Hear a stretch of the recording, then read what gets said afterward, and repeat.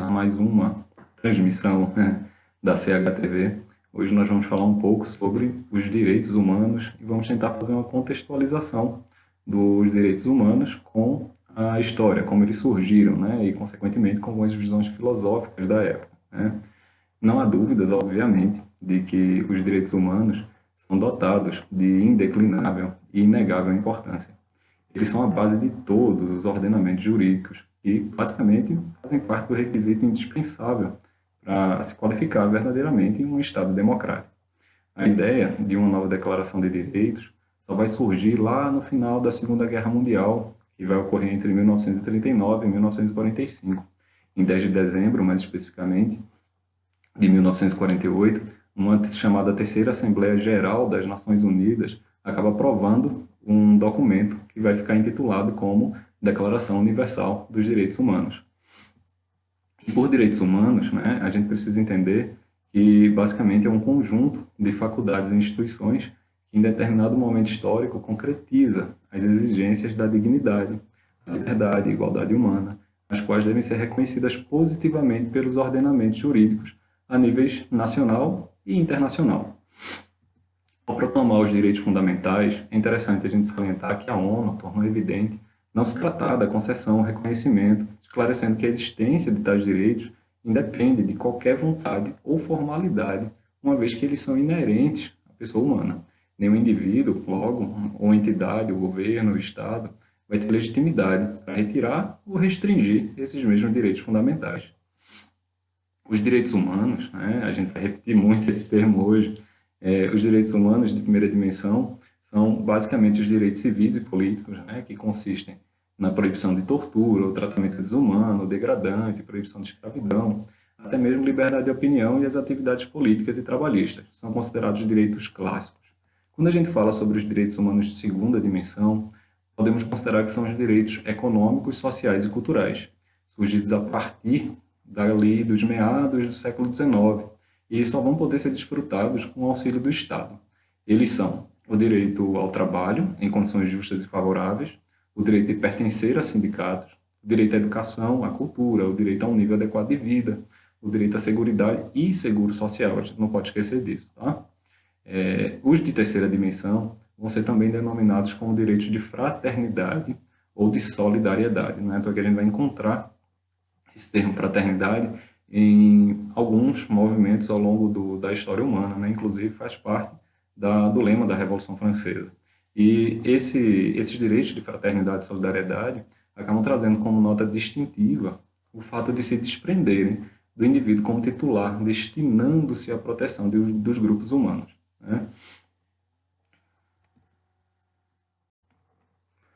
Mas aí vem também a questão do antes, né? O que é que antes da Declaração Universal dos Direitos Humanos, o que é que vai existir essencialmente? Porque a gente poderia pensar a partir da pré-história, a gente poderia pensar na Idade Antiga, na Idade Média, mas em nenhum desses períodos históricos, né, nós temos algo semelhante. Por mais que a gente fale das primeiras legislações que vai se tentar criar, né, a gente sempre fala do Código de Hammurabi na Antiguidade Oriental, a gente fala do desenvolvimento da democracia ateniense, até mesmo da República Romana.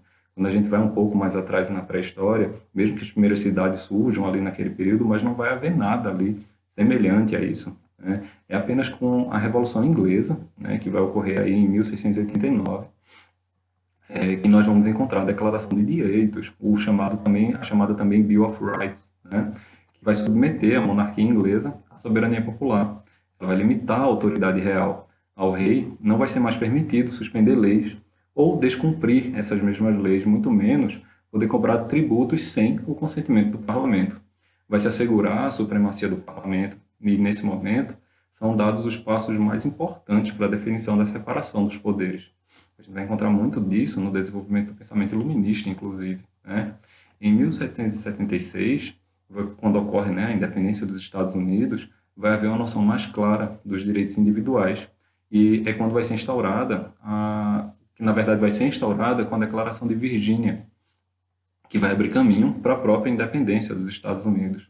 Essa declaração vai trazer os preceitos relacionados ao direito de igualdade, o poder emanado do povo, o direito à felicidade, assim como a separação de poderes, o direito geral ao sufrágio e o direito à propriedade. mas é apenas no ano de 1789 que se aprova a importante Declaração dos Direitos do Homem e do Cidadão, que vai ser proclamada na França.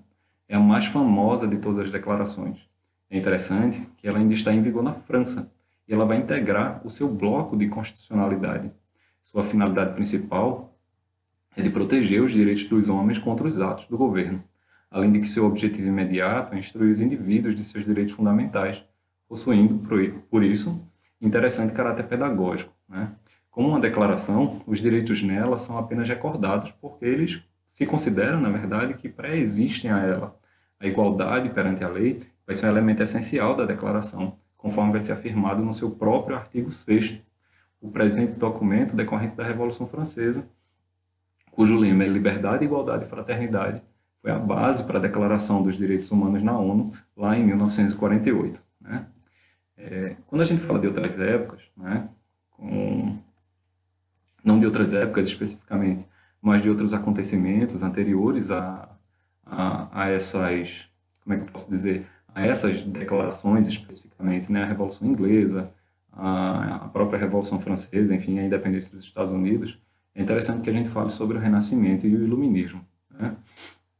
Muito se fala sobre o fato de que foi no contexto do Iluminismo que vai surgir, né, a preocupação com os direitos humanos.